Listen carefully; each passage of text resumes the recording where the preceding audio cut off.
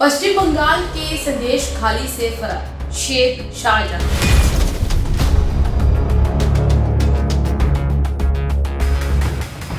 जिसका अभी तक कोई भी अता पता नहीं चल सका है, क्योंकि अभी तक उसे पकड़ना मुश्किल हो चुका है। सरकार के द्वारा इस अपराधी को, जो एक दरिंदा है, इसे अभी तक पकड़ा नहीं गया है। शाहजहां, जो कि घिनौना अपराध करके भागा है, अब फरार चल रहा है, पता नहीं कहां है, इसके बारे में अभी तक कुछ भी पता नहीं चल सका है।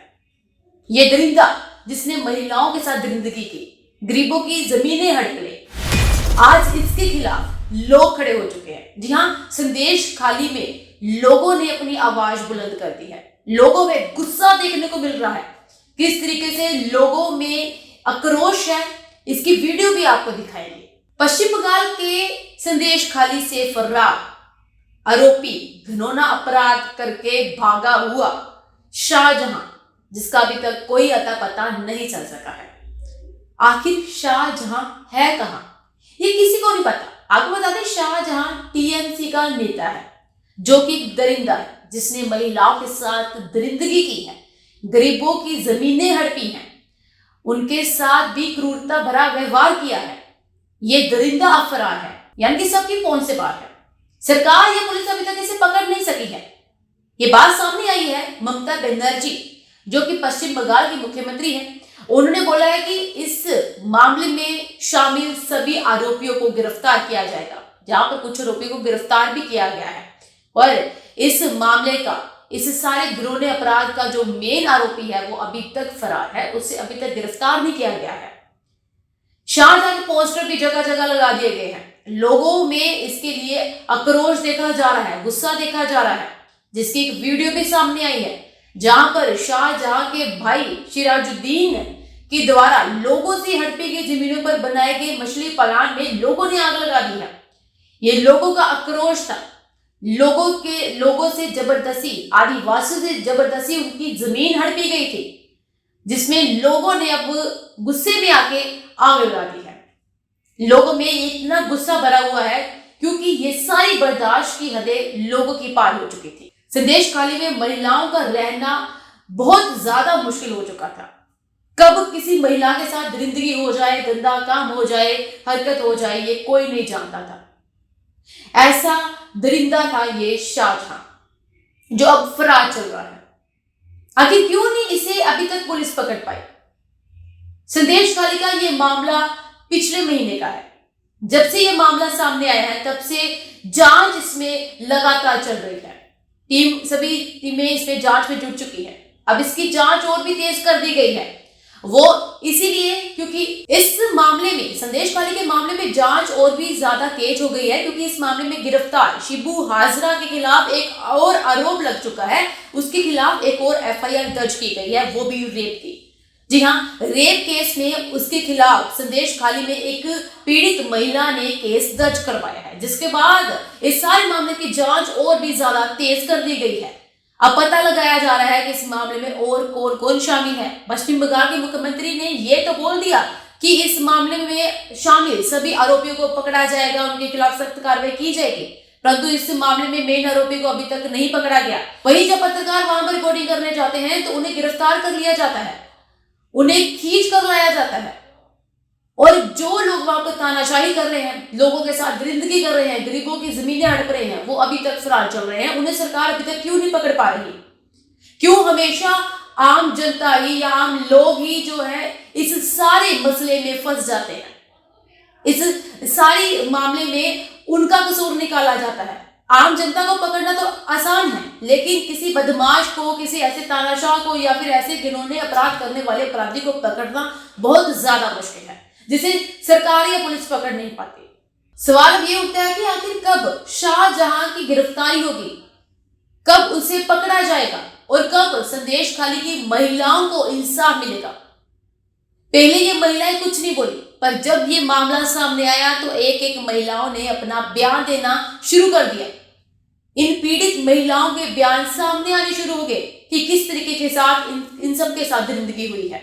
आपको बता दें कि शाहजहां की तानाशाही यहां तक खत्म नहीं होती थी। जब ईडी उसके आवास में छापेमारी करने पहुंची थी तो ईडी की टीम पर हमला किया गया था, उनकी मार कुटाई की गई थी, बहुत बुरी हालत ईडी के कर्मचारियों की कर दी गई थी। ऐसा था ये तानाशाह, ऐसी चल रही थी इसकी तानाशाही संदेश खाली में।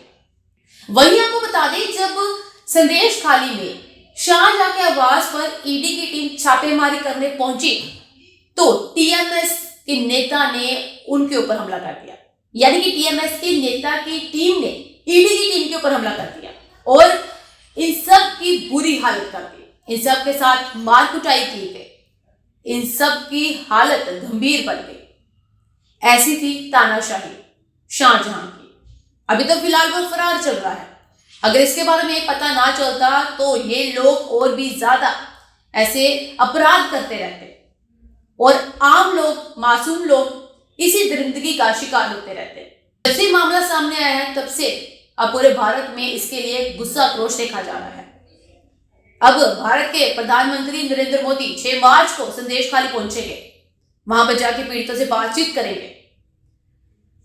वहीं पर टीएमसी की ऐसी दादागिरी देखने के बाद वहां पर लोगों में गुस्सा तो खूब देखने को मिल रहा है। गुरुवार को भी पश्चिम बंगाल के डीजीपी राजीव कुमार संदेश खाली अपनी टीम के साथ पहुंचे, जहां पर उन्होंने पीड़ितों के साथ बातचीत की, इस सारे मामले का जायजा लिया और शाहजहां के बारे में सख्त से सख्त कार्रवाई करने के निर्देश दिए। उन्होंने साफ तौर पे बोला है कि किसी को भी कानून अपने हाथ में नहीं लेने दिया जाएगा, जो ऐसा करेगा उसके खिलाफ सख्त कार्रवाई की जाएगी। अब एक सवाल ये भी उठता है कि पश्चिम बंगाल में जहां एक महिला मुख्यमंत्री है, उनके होते हुए महिलाओं के साथ ऐसा कैसे हो सकता है? ये बहुत ही शर्मनाक बात है कि महिला मुख्यमंत्री के राज्य में महिलाएं ही सुरक्षित नहीं हैं। महिलाओं के साथ दरिंदगी हो रही है, लेकिन मुख्यमंत्री को कुछ नहीं पता। उनका बस अब यही बयान सामने आया है कि उन्हें गिरफ्तारी की जाएगी, उनके खिलाफ सख्त कार्रवाई की जाएगी, जबकि इस सबका मास्टरमाइंड शाहजहां अभी तक फरार है।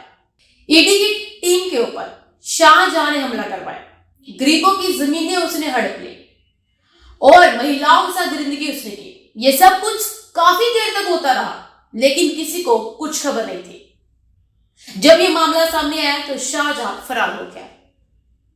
आखिर कब तक वो फरार रहेगा और कब उसकी गिरफ्तारी होगी? सभी इसी के इंतजार में है कि शाहजहां की गिरफ्तार के बाद क्या उसकी सजा होगी, उसके ऊपर किस तरीके की कार्रवाई की जाएगी, इस सब का इंतजार कर रहे हैं। संदेश खाली का मुद्दा अब गंभीर बन चुका है, जिसकी जांच और भी ज्यादा तेज हो चुकी है। ये मामला सिर्फ पश्चिम बंगाल का ही नहीं हम कह सकते। अगर पश्चिम बंगाल में ऐसा हो रहा है तो सोचिए कि भारत के किसी के राज्य में भी ऐसा हो सकता है या हो रहा होगा, हम नहीं जानते। ये मामला बहुत देर बाद सामने आया। पहले मणिपुर का मामला भी बहुत देर बाद सामने आया था, तब विवादों में ये छिड़ा। अब दोबारा से पश्चिम बंगाल में ऐसा हुआ है और बहुत देर बाद ये मामला सामने आया। भारत के किसी भी राज्य में ऐसा हो सकता है और मुख्यमंत्री जो है सोए हुए हैं, जिन्हें नहीं पता कि उनके राज्य में क्या हो रहा है, वो देर से जानते हैं। इस मामले में आगे क्या कुछ होगा, किस तरीके की कार्रवाई होगी, इसके बारे में हम आपको जरूर अपडेट देंगे। पर आप बने रहिए वंदे भारत 24 के साथ। आप सबका बहुत बहुत धन्यवाद।